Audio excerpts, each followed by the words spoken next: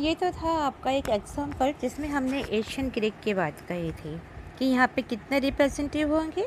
ये भी इसमें कुछ हमें क्लियर लिखा हुआ नहीं है।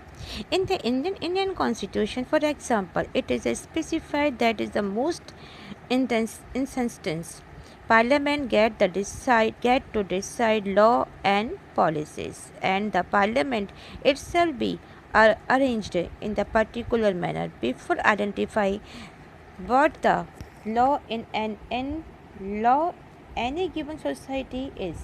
If you have to identify who has the authorities to enact it. If Parliament has the authorities to enact law, there must be a law that bestows and the authority in the parliament in the first place.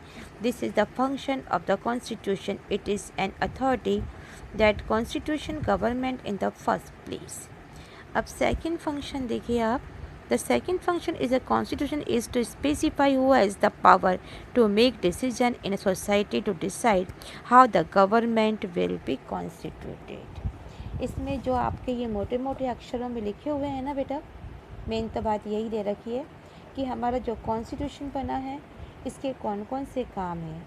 First आपको मैंने पढ़ा दिया था कि first constitution का काम यही है कि वो नियमों को बनाए, एक ऐसा ग्रुप बनाए जिसके अंदर लोग अपनी बात को, न्यूनतम जो बातें हैं, जो मिनिमम बातें उनकी कि कोऑर्डिनेशन को बनाए रखना मेंबर और सोसाइटी की अमंग, यानी मेंबर और सोसाइटी के बीच में अपनी कोऑर्डिनेशन बनाना. सेकंड बात में ये कह रहा है कि कॉन्स्टिट्यूशन का पहला काम क्या है. पहला काम यह है कि वह ऐसे बुनियादी नियमों का एक समूह है और समूह को वो प्रोवाइड करे जिसमें सोसाइटी के जो मेंबर्स हैं उनमें नियम बने, उसके अंदर ऐसे नियम बने जिससे कि वह वर्क कर सके. कौन से वर्क है देखिए ये कि कॉन्स्टिट्यूशन का दूसरा काम यह स्पष्ट करना है कि सोसाइटी में जो निर्णय लेने की शक्ति है वो किसके पास होगी.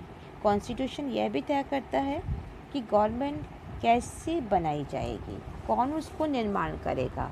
The second constitution function is the constitution is to specify who has the power to make decision in society. It decide how the government will be constituted. ठीक है, तो इसमें ये आ रहा है कि जो आपने पढ़ा है कि फॉर एग्जांपल के लिए कि इंडिया का जो कॉन्स्टिट्यूशन है ये हमें स्पष्ट करता है कि अधिकतर लॉ जो है हमारी संसद बनाती है, हमारा जो पार्लियामेंट है इसमें बनाए जाते हैं. और पार्लियामेंट कैसे बनता है, इसकी क्या क्या करैक्टरिस्टिक्स हैं, ये किस प्रकार से काम करता है, किस प्रकार सोसाइटी के लिए वर्क करेगा, ये देखने के पहले हमें ये भी चाहिए कि कानून बनाने का राइट किसे दिया गया है, किसको उसने आइडेंटिफाई किया है कि इसे कानून बनाना है. साथ ही ये भी कहा गया है कि जो पार्लियामेंट है जहाँ पे लॉ बनने का अधिकार है तो सबसे पहले यह अधिकार देने वाला कानून होना चाहिए कि यह काम कॉन्स्टिट्यूशन करता है. और कॉन्स्टिट्यूशन एक ऐसी जगह है जहाँ सबसे पहले गवर्नमेंट बनती है.